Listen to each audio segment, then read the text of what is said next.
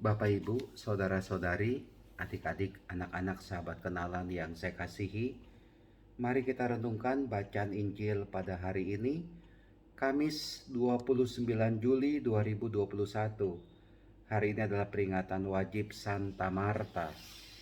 Bacaan Injil diambil dari Matius bab 13 ayat 47 sampai dengan 53. Kalau kita membaca, merenungkan bacaan Injil hari ini merupakan peringatan lewat perumpamaan yang disampaikan oleh Tuhan Yesus kepada orang banyak.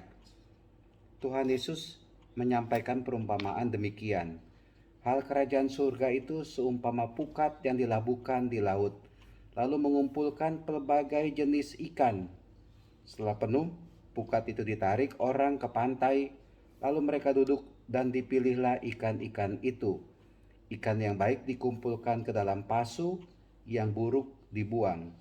Demikianlah juga pada akhir zaman, malaikat-malaikat akan datang memisahkan orang jahat dari orang benar. Orang jahat lalu mereka campakkan ke dalam dapur api. Di sana akan ada ratapan dan kertak gigi.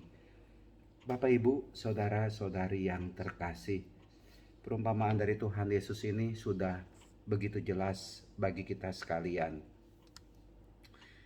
Mengingatkan kita supaya jangan jadi orang jahat.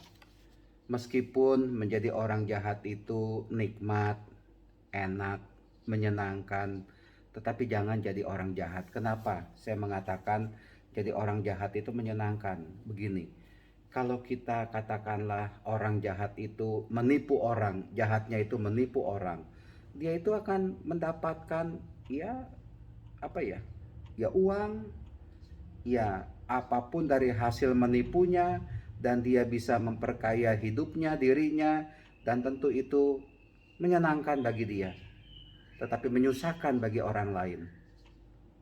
Tapi apakah puas hanya dengan mendapatkan harta duniawi dari hasil menipu kepada orang lain?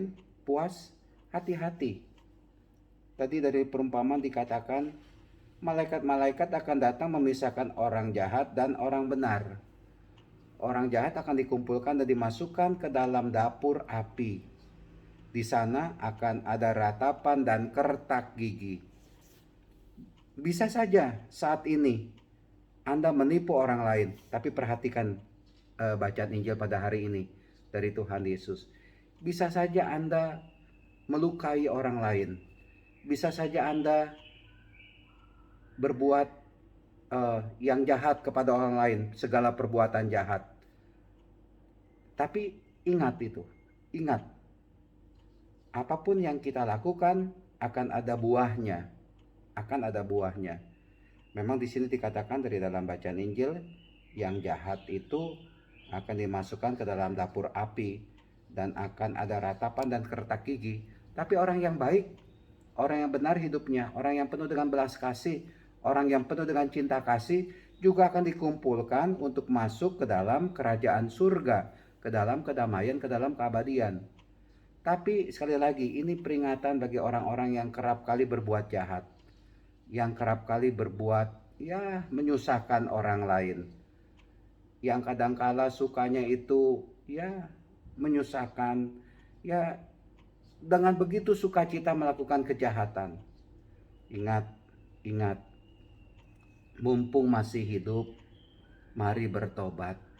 Nanti kalau sudah terlambat, Anda wafat, Anda meninggal, saya khawatir kalimat dari Tuhan Yesus ini. Dan saya pikir kalimat dari Tuhan Yesus ini mari kita baca dengan sepenuh hati. Kita sungguh renungkan itu dengan sebaik-baiknya, khususnya di ayat 49. Matius 13 ayat 49. Kita renungkan itu. Dan mudah-mudahan ini menjadi peringatan bagi manusia-manusia yang kerap kali berbuat jahat kepada sesama untuk sungguh bertobat. Di dunia ini, di tempat ini dia akan menang itu, mendapatkan sukacita. Tapi hati-hati, setelah perjalanan hidup di dunia ini berakhir, hati-hati.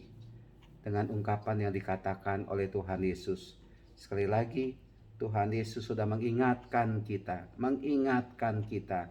untuk tidak menjadi orang jahat, tapi jadilah orang yang penuh dengan kebaikan kepada sesama, penuh dengan kasih, penuh dengan belas kasih.